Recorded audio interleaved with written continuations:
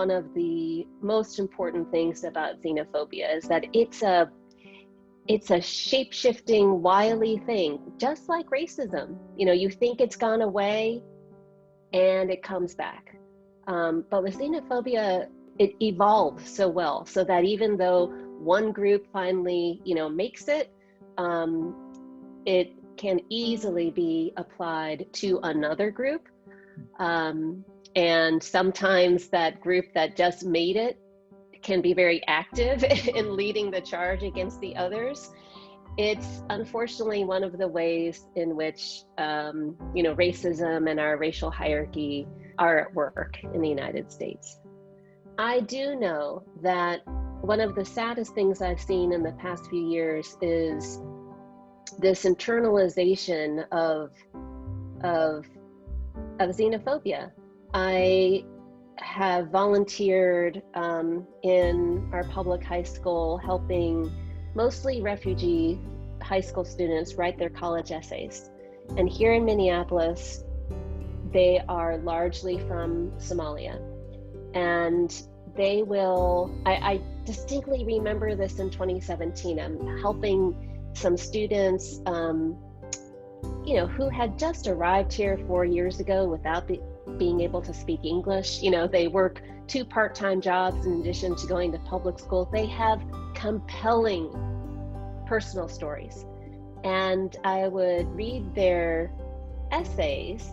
They wouldn't mention anything about coming as a refugee.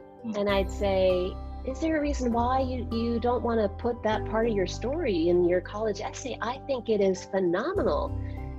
2017, they said, I think I don't want to, because refugee is a bad word, isn't it?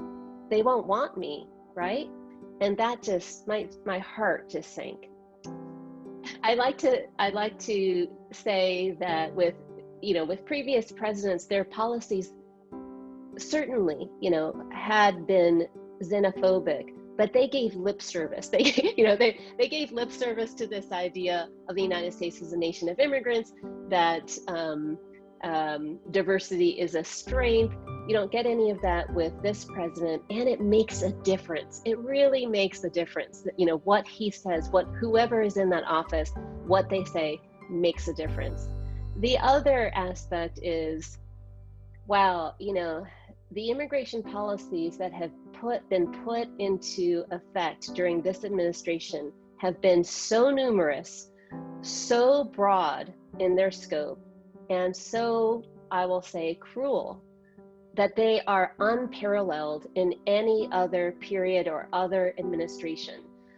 They have impacted every category of immigrant, from refugee to asylum seeker to the illegals to legal immigrants.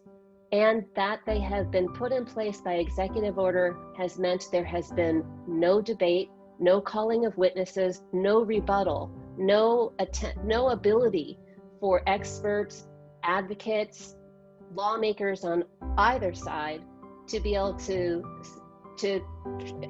have data to contest the justification of the laws.